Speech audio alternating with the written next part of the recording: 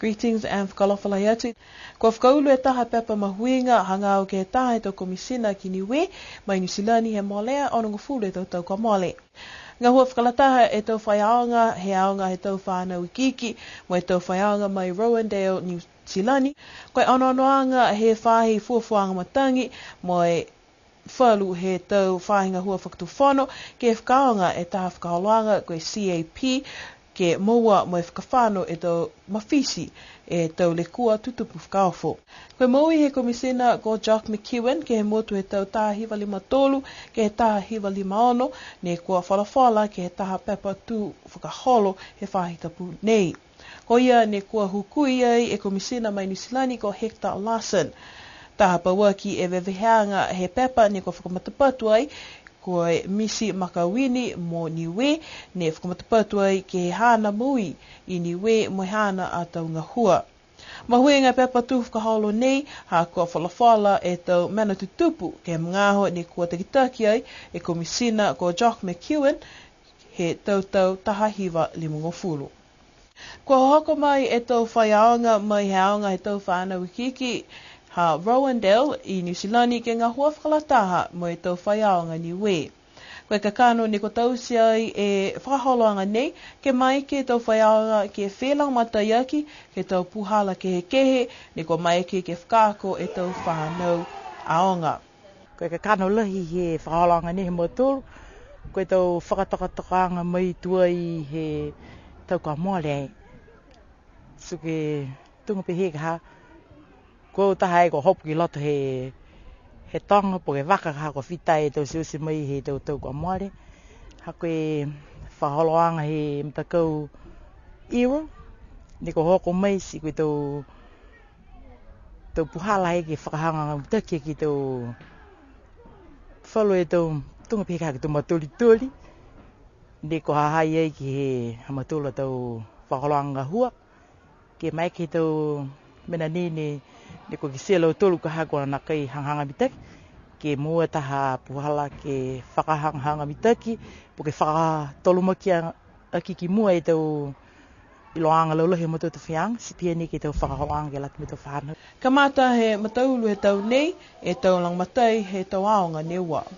Na kai ke tau puhala fuo, ke tau puhala ko whitahi ilo he tau whianga kai whalo mga wha na kai whakangahua.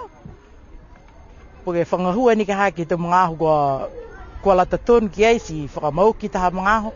Ka na pia ni ka hai tau puhala whakaako ka koe. Na kai kua lati ke pihia.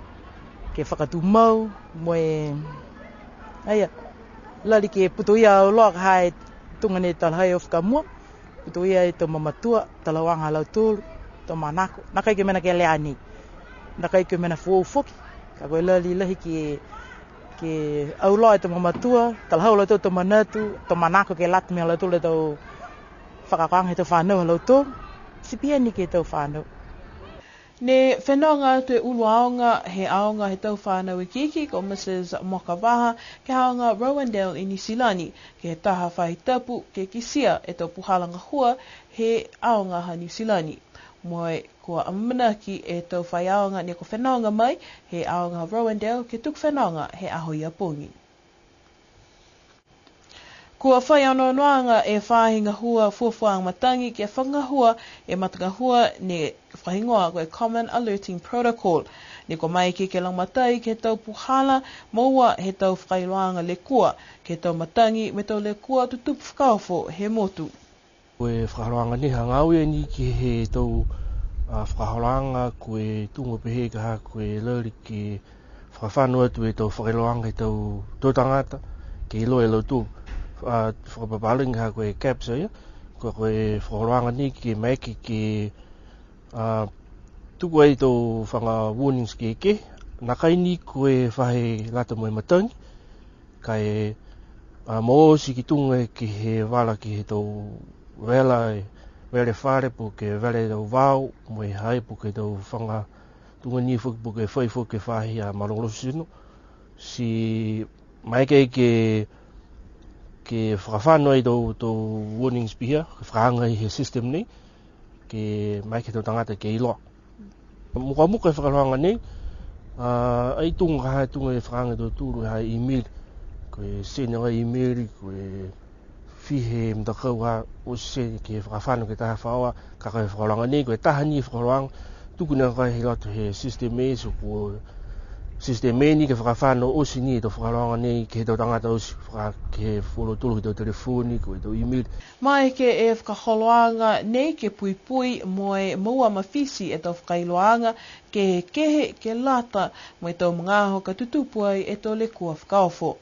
Kua hoko mai e taha pulotu mai whakatutala mai a pelika, mai tau takitaki he tau whahinga hua whakatuwhono, ke he tau puhala ne mai ke whangahua, e tau whakaholoanga nei ke he tau whakatutalanga, ne kamatai he aho e niafi, mo ka whakausia he aho nei.